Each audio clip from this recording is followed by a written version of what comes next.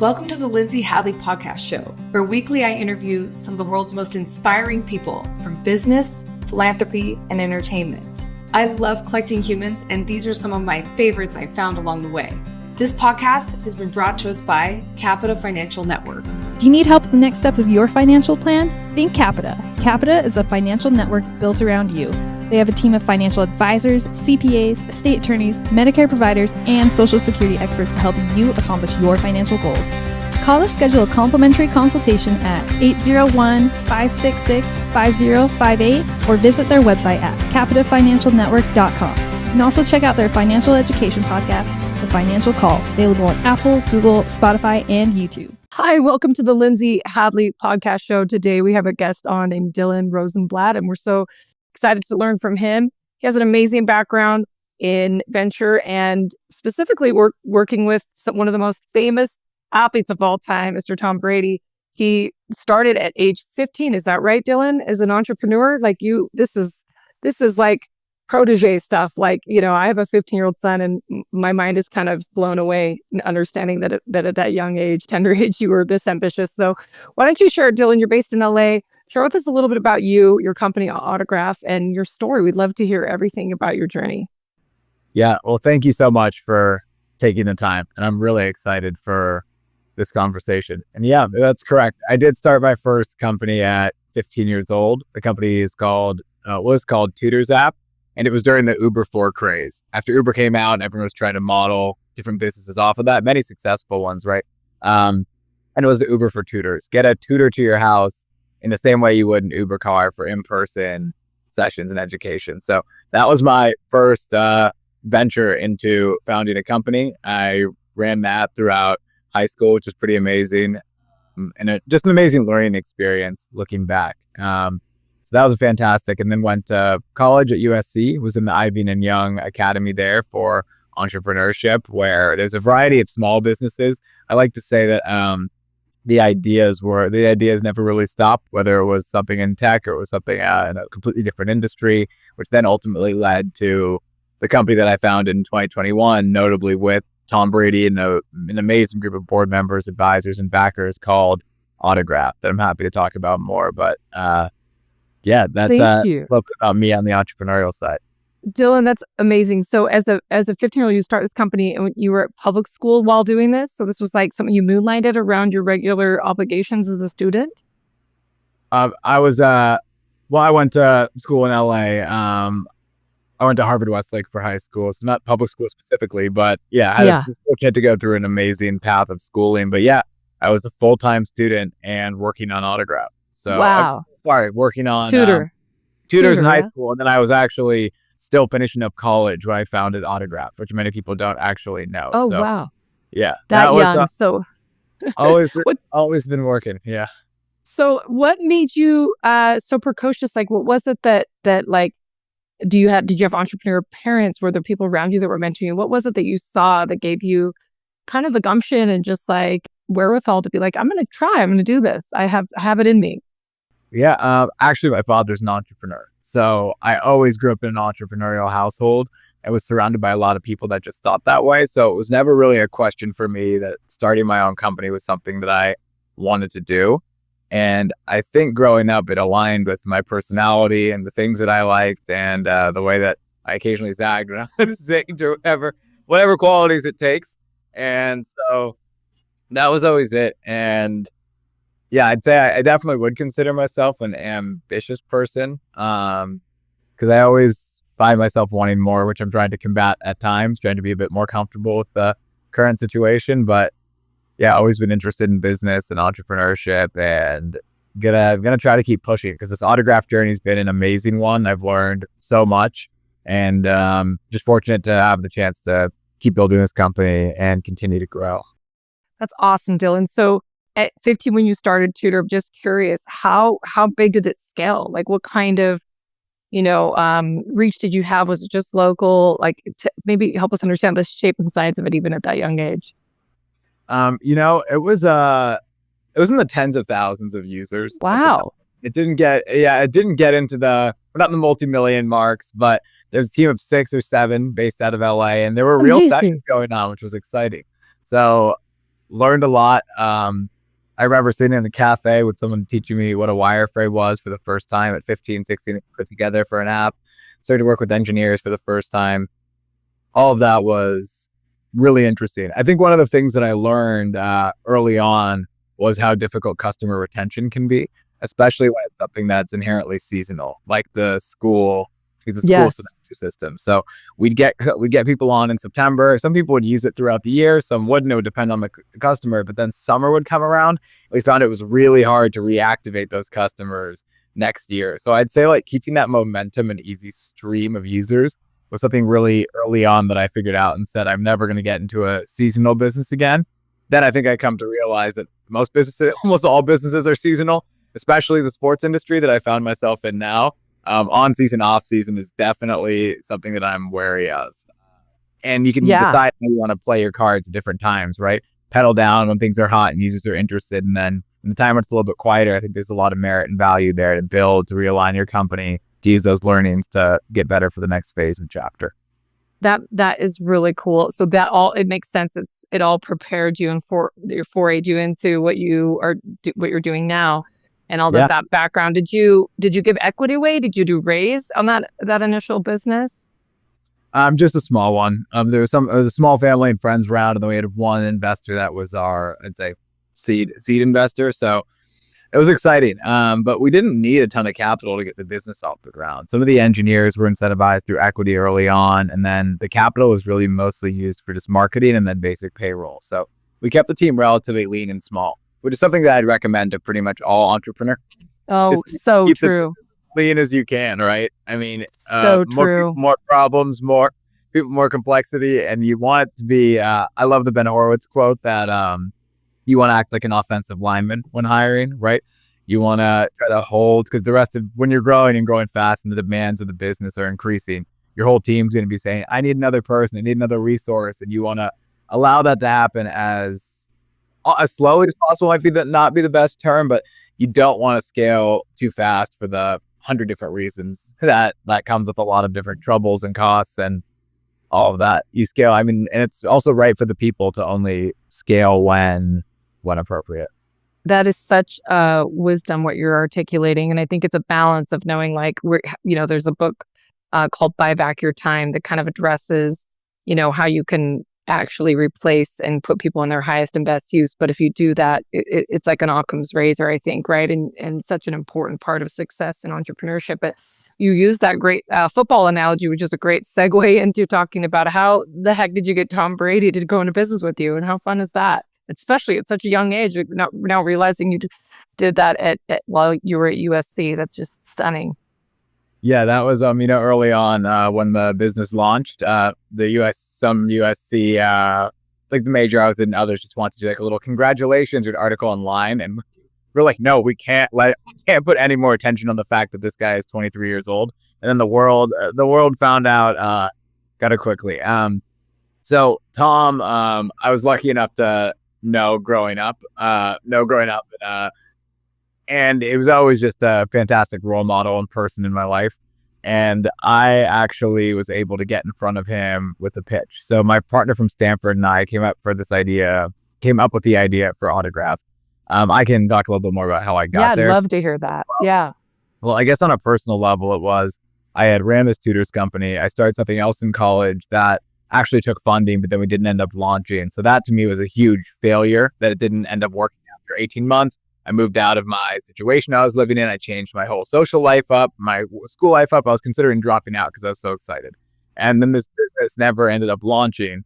And I was then back to the drawing board after a short break at Apple Music, where I tried a variety of different things. I tried everything from a bunch of CPG ideas to electronics to a neuroscience company that I dove into with found the right people to do that with, and then found out I know nothing about neuroscience.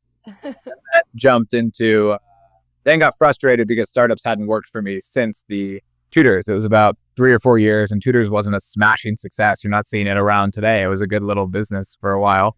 And then so pivoted into trying to start a hedge fund. I said, I'm going to, the startup thing might not be working for me. The stock market was so hot at that time. Everyone felt like a genius when you're investing in stocks. So did that for about 6 months. Seriously, seriously put a team together, had some LPs in mind that I was talking to. And then during that process with a really smart group of engineers and different people, because we were going to go for a more tech forward approach and quant approach, ended up seeing the NFT boom a bit earlier than the rest of the market. And I was already interested in crypto. I can't say that I was a 2010 OG, because that would be amazing. And I'd have much more Bitcoin if that was the truth. Much more. So I was, so I saw the boom a little bit early, and then the whole team kind of looked at me and said, this is not really, what is this? What's going on? And then saw the NFT boom a bit early, and then jumped in with my partner from Stanford with this idea to bring celebrities into the space. And the genesis of the idea was actually, so I was finishing up school and working full-time at Cameo, the fan and talent interaction company, while trying to start a third thing. I wish I had that. Oh, Cameo's a good time. I've sent some great birthday presents using that platform.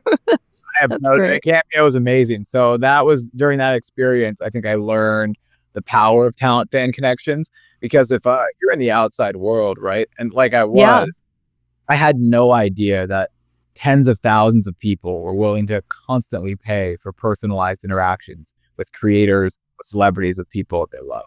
Like I had no idea how much value is in it, both to the customer and to the talent. And so I guess from there, what I started to realize that was the genesis for at least the concept of autograph as it was the top percentage of the talent were driving the majority of the revenue. And the fans were the most excited about the top majority of that talent. So we built the place in Web3 where talent could come in, built the company for it to be a safe system for them to engage and interact with their fans, and then jump in and both be able to monetize, foster new connections, and have otherwise impossible experiences with their communities, whether it's just ownership of the collectible, whether it was things that we did that were digital experiences or some IRL stuff. It was an amazing journey. So founded that. And of course, when we have this concept of let's bring talent into Web3 to launch new collectibles and build new communities, there's no better partner than Tom Brady. Right? So the most best. He's right, the best. So using the relationship, asked him, can we almost bring you into the space? Can we do your collectibles? Can we build this out? And he said something along the lines of, you know what, I am just, I want to be in on the ground floor. Like I've always doing marketing, different campaigns. I want to get in as a real founder. And at that moment, I mean, I couldn't have expected it. And the game changed for me entirely. Like this experience has been something that, took me from someone always starting little companies, little ideas. I know still while very young to like being on a real stage with real investors. And now I'm proud. I'm really proud of the work the team and I have done over the past 4 years. The type of backers we've brought, I mean, the type of people I've been able to learn from are all amazing. So that was amazing, Dillon. Genesis story. Yeah. That is unbelievable. So cool. And so to date, you've raised over 200 million for Autograph. Is that right? Yes. Are you guys in your Series A then or B? How far are you? So Series B. Series B. Okay. And you guys, you said you pivoted because WebM3, ouch, that didn't really work out. And but I'm really interested to hear the utility of because you mentioned we've pivoted, which I think is just such a testament to, like you said, your team, your entrepreneurship. All entrepreneurship it really is just agility and responding to the feedback loops that are the realities in front of you, right?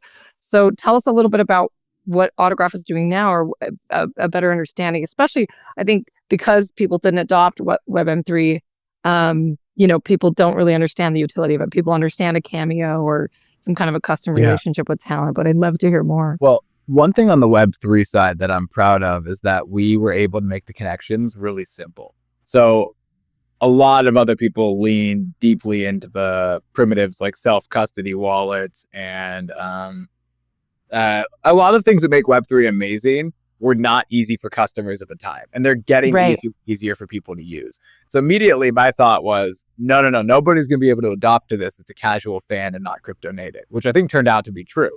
And so what we did is we partnered with DraftKings. It was a credit card first marketplace. So we were able to sell all of our collectibles to really over 100,000 people, tens of thousands at once, that were able to come in, purchase something simply in a credit card. We sold them for between $1,200 and $1,500 instead of $10 to 10 to 50 ETH, which would have been 200,000. Like, we made it accessible price point and an easy way for them to get closer to the talent, the same way they always have, which is just owning the collectibles and being a part of the marketplace. So Wow. that was really amazing while the market was hot. And then I think the whole market started to change.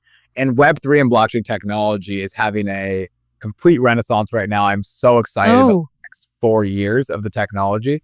But the NFT market still hasn't shown the same life that it ultimately did in 2021, 2022. So we were forced with the reality that we need a new business and a new business model. So part of why the timing of the podcast was in question is we actually took a big step towards our new consumer product over the last 18 months called Autograph Sports Fandom, where fans can engage in these deep fan communities, like a simple Web2 consumer app, and then actually get for their fandom. So fans come in, they listen to podcasts, they read articles, they do everything. Like if I'm a Michigan fan, I'll join the University of Michigan community, take all of these different fan behaviors, and then in a gamified system, start to get rewards, status, and different abilities just for engaging. So we've actually seen great adoption of this new core consumer product. So that's kind of phase 2 of what we've been doing.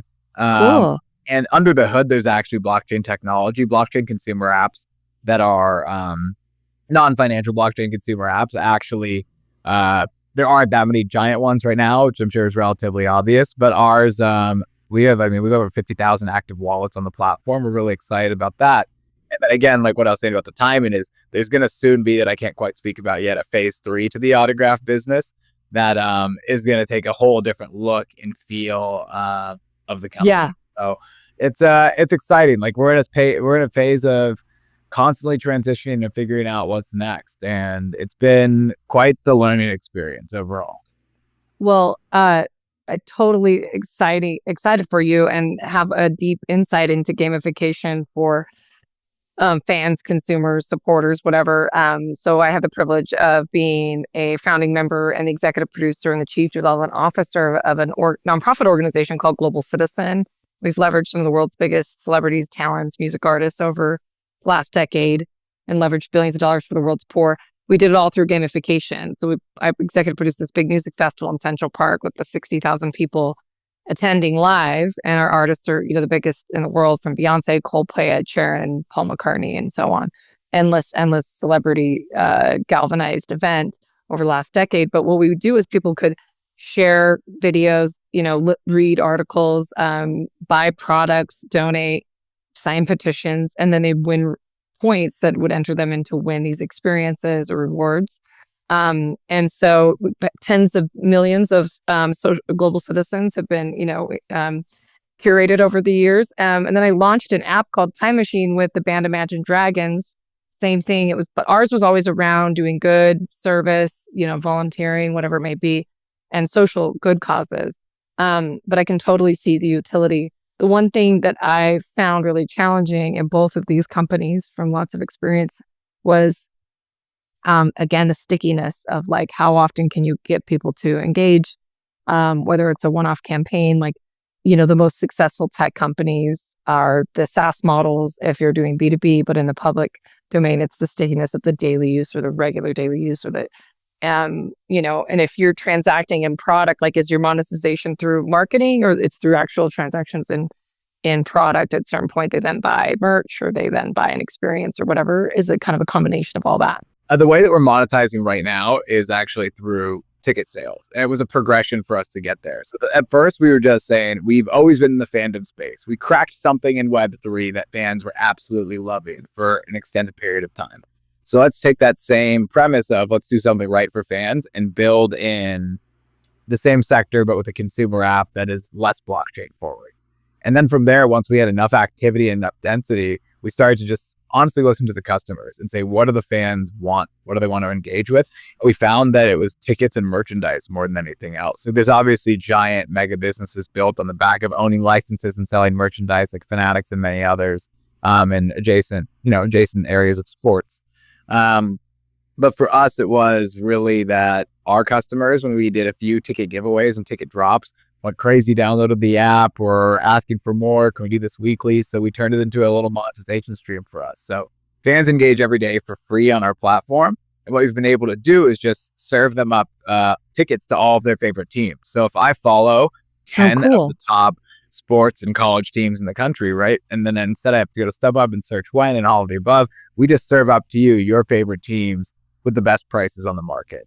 And the ticketing industry is actually pretty interesting, especially the secondary market. The primary market is a lot of relationships controlled by primary ticketing providers. The secondary market is a very low barrier to entry.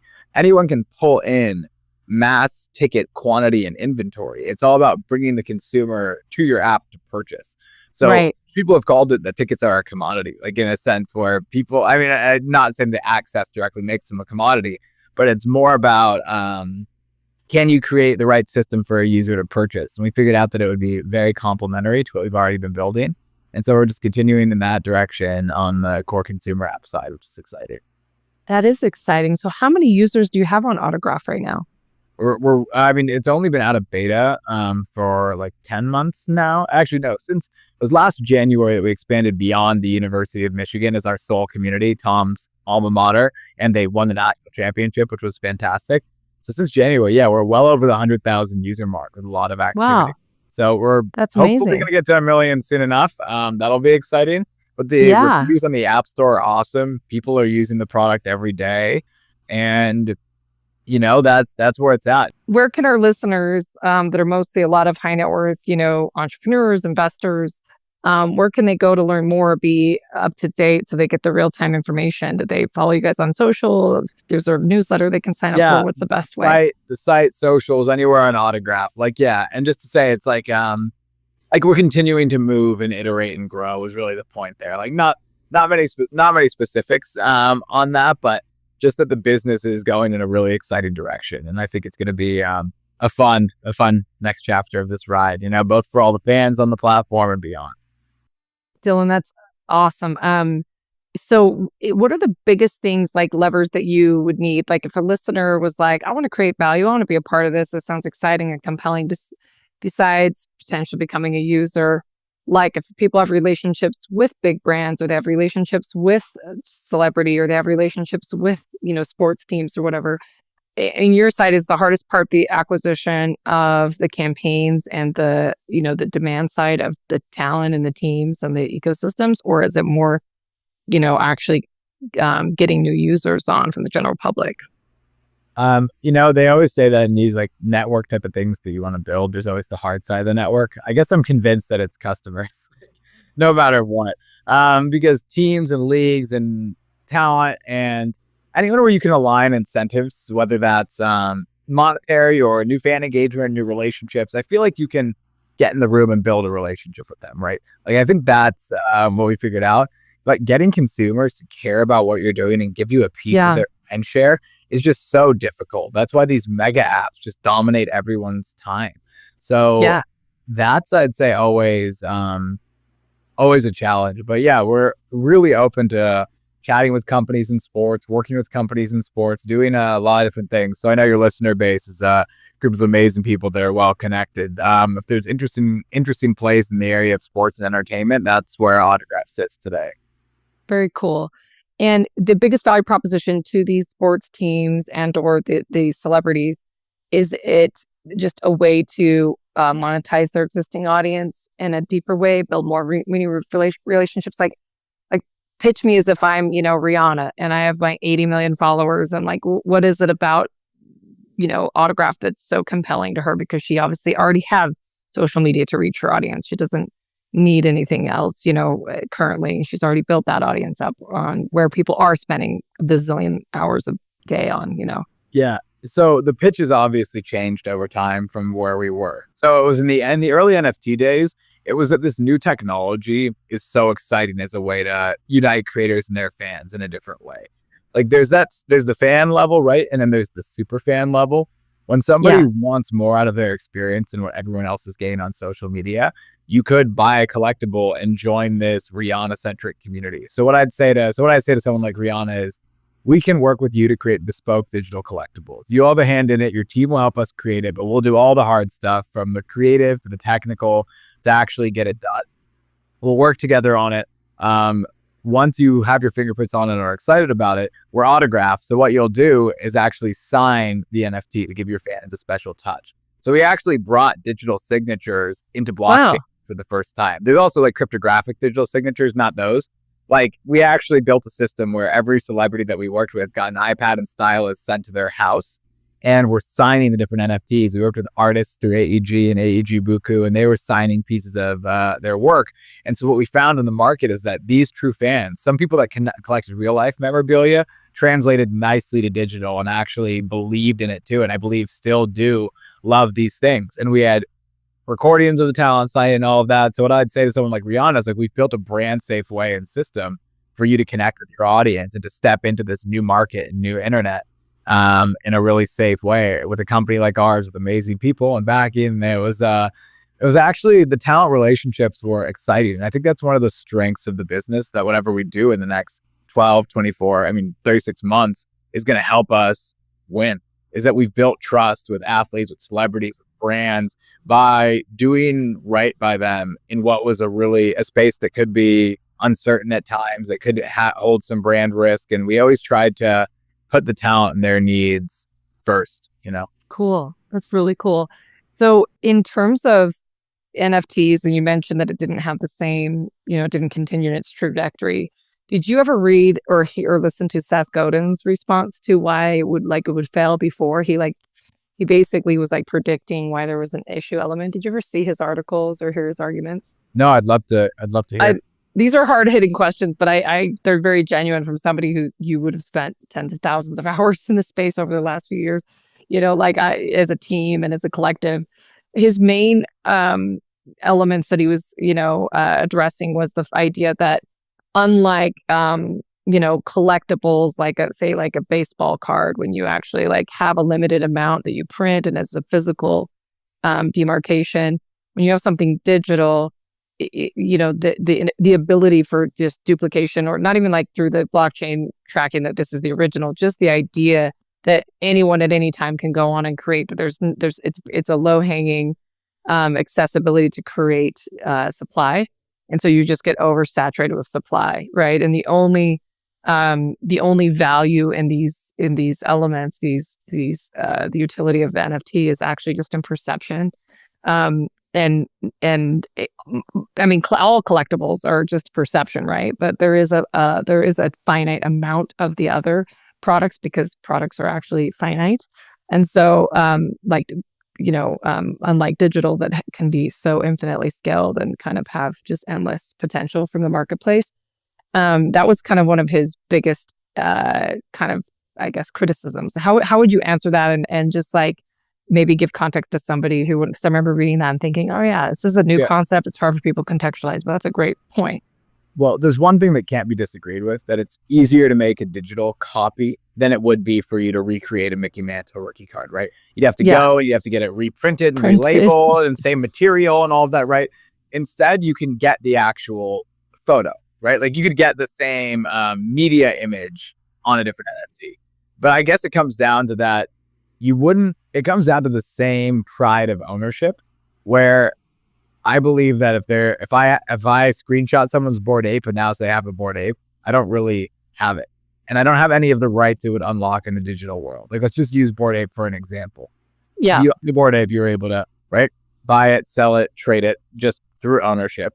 You're able to join a community. You were eligible at some point, good or not, for an ape token airdrop. You got into unique games. You were able to go to special events, clubs, all of these different things based on your actual ownership. And I think it's the same thing. It's the same question. Like a Mickey Mantle rookie card is an interesting example, but it's like, would you want the real Mona Lisa or a print that looks one-to-one? Like the way that luxury goods and collecting, they're driven by people's desire to actually own the real thing and be able to accurately represent to their friends, I'm in their life. Oh, this is the original. I have this. This has value. As a result, I'm an owner of this, and that feels good, right? Like the same psychological principles that exist in the physical world exist in the digital, is what I'd say.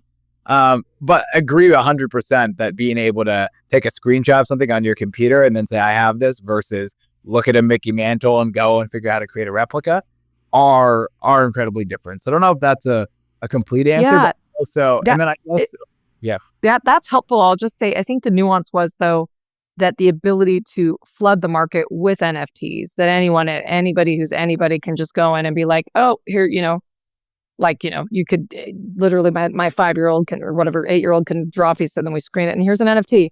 Like the difficulty in going and manufacturing actual products and tangible goods is actually, there's a huge barrier to entry.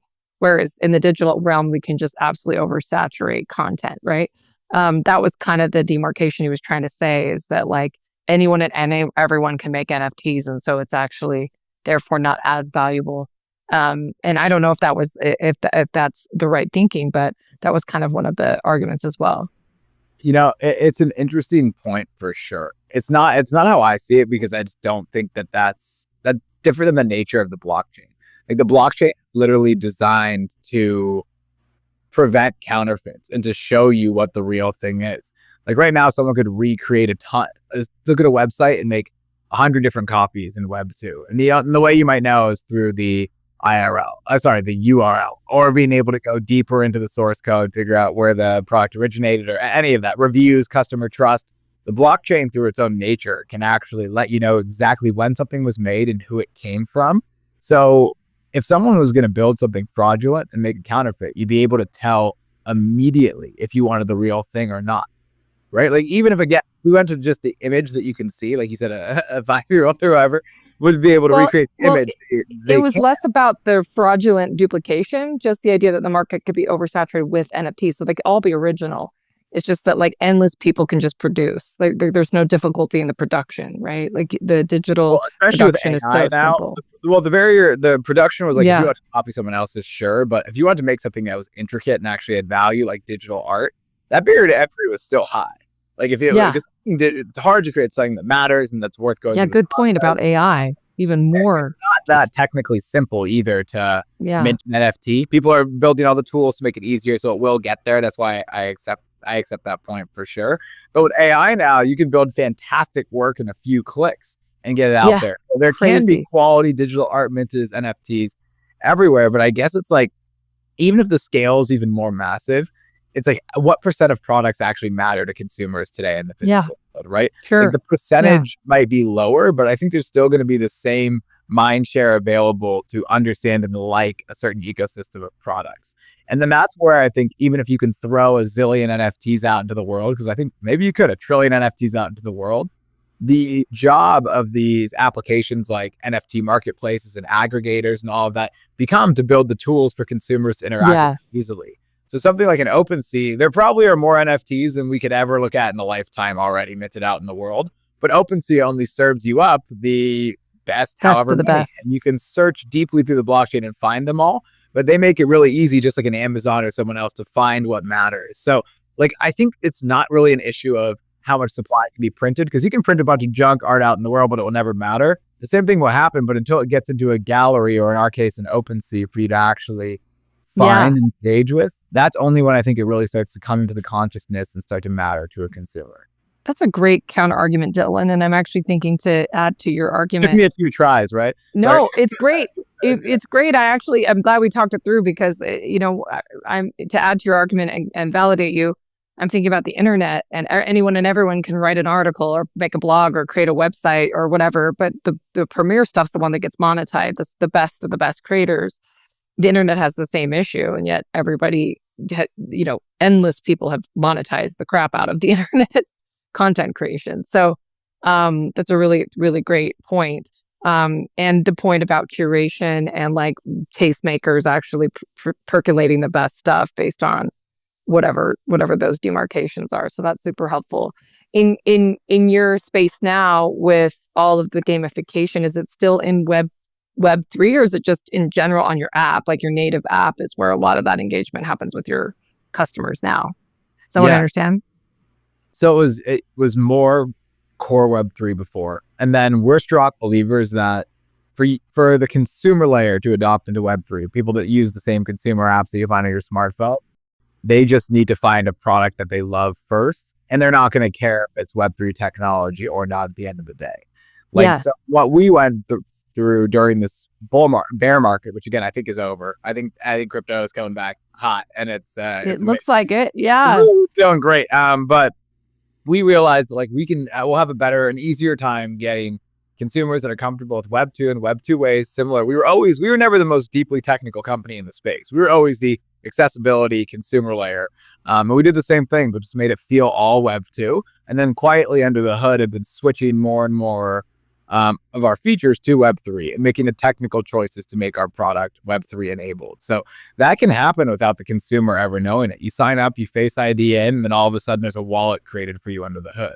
You can, longer term then, since it's a wallet, we can actually export the keys to the consumer, and everything they've done in our app, they can take with them anywhere in a Web3 ecosystem and use our wallet. Like things like that we're inherently making possible, but strong believers that consumers, and they love a product, aren't going to care if it's Web 2 or Web 3, and there's not going to be this divide. It's just going to be, I like what I do, I get the utility out of the service that I decide to engage with, and that's it. So that's kind of our perspective today on things. And as the market heats up and there's more and more use of custodial wallets and more use of blockchain, the block space gets taken up, we can start to move more and more in the direction of traditional Web3.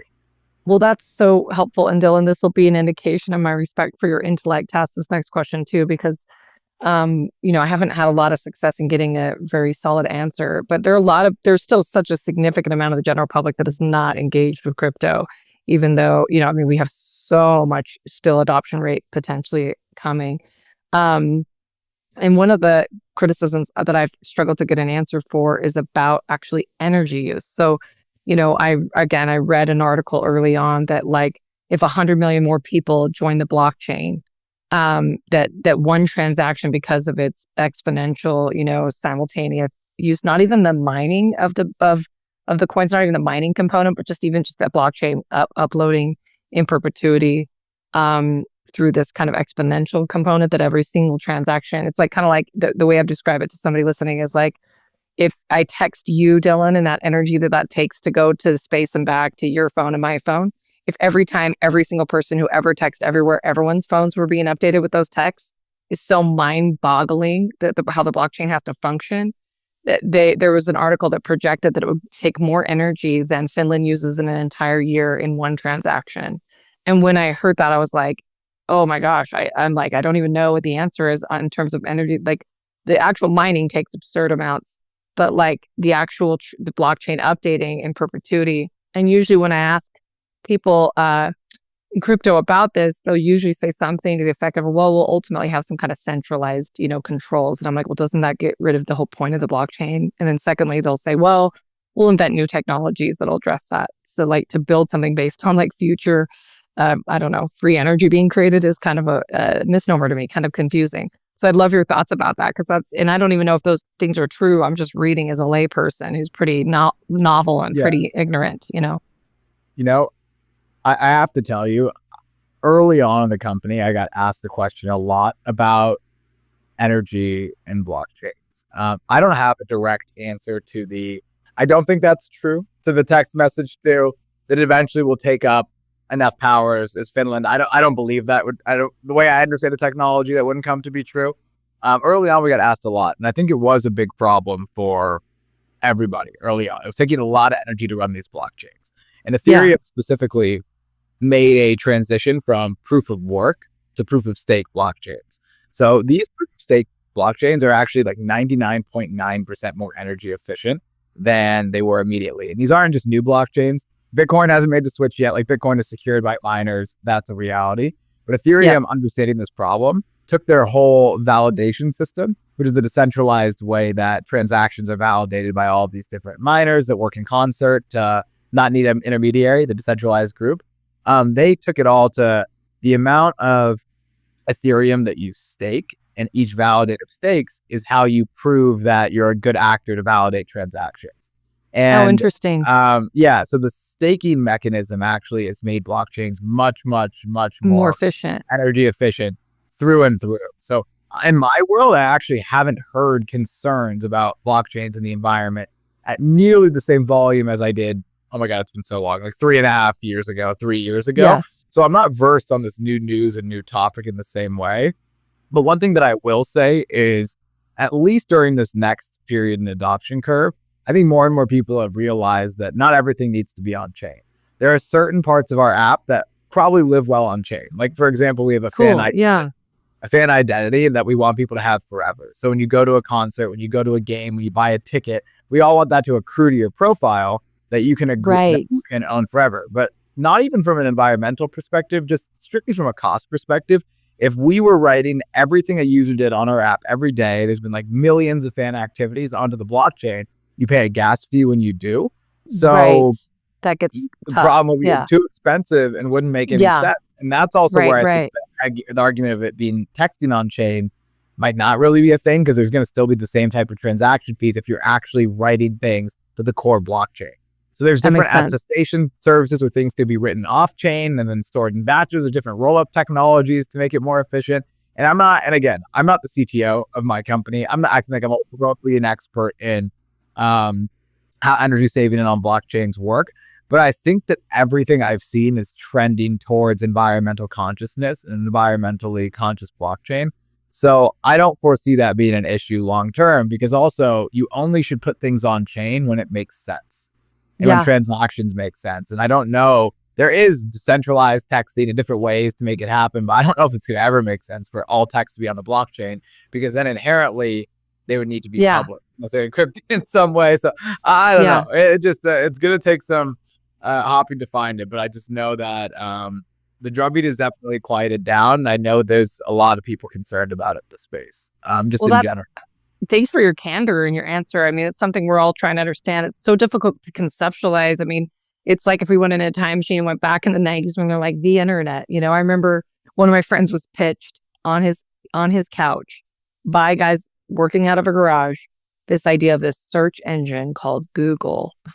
And he turned it down, by the way. He would have owned like 70% of Google for like a very nominal amount of money. This was like, I think he was one of the first, like, you know, rounds of investment they were taking. It's just like hilarious. It's like comical. And he was like, what? This makes no sense. I don't even have to, like, it's his big one that got away, like his devastating investor story. And he did really well, invested in other great companies, but that's the one, man, that would have made him just a gazillionaire. And he always talks about like, he just had no foresight. It was so foreign. It was just so early that he was not deep enough in that industry to see, he didn't have the eyes to see or ears to hear. And I think that that's a lot of what's happening. We're starting to see the utility of some of this, but it's like, I just really admire entrepreneurs like you that are willing to be like, I will go and be like, you know, an explorer and go into like uncharted Wild West territory and may get eaten by a grizzly bear, but we're going to go trek it out. There's a real like appreciation and love from me to entrepreneurs like you that are willing to do that, because you're literally pioneering, and even showing Tom's business acumen to be like, hey, I want to take the risk. You know, I want to be here, especially with the kind of brand affinity he has. And he's been so successful commercially and financially. He doesn't need to be doing that. It just goes to show his, I guess, bravery, you know, and I'm so grateful for people who push the envelope. So is there anything else you want to share, just in terms of, you're so young and you said you started at 23. How old are you now, Dillon, if you don't mind me asking? 26, going to be 27. 26. Shortly. You carry yourself with the weight of somebody much older, like a wise old sage. But when you think about like looking back, as you're talking to older investors and older listeners, majority of our listeners are a bit older than you. But or as you talk, if you're speaking to your friends or younger siblings or cousins or future kids, like, what would you say is like are the golden nuggets you've learned out of entrepreneurship? Because I feel like it's one of the most powerful modalities of becoming who we can become as a human being. Business is just so ripe with the richness of cultivating character and insights and education and interpersonal skills and self-actualizing, essentially. I mean, it's like such a beautiful modality. Painful and like a high contact sport, but such a beautiful modality. What have you learned that you would say, like, these are some gold nuggets that you could leave kind of as the last question of like, here's my little, you know, golden pieces of information or insights that I feel like, you know, are the most edifying things that have come out of the journey you've been on? I would say, man, that's a good question. You got me in my feels a little bit. I would say one is, just don't give up. And I'm sure a lot of the successful people, listeners, have learned the same thing. Keep knocking, keep trying different things. Trust your instinct and trust your intuition. A lot of times, you do know what's right? And a lot of people can get swayed from their own opinion and standing there in their own ground. I would say that, not to be hard-headed at all, but just make sure when you know something, you know it. Beautiful. No,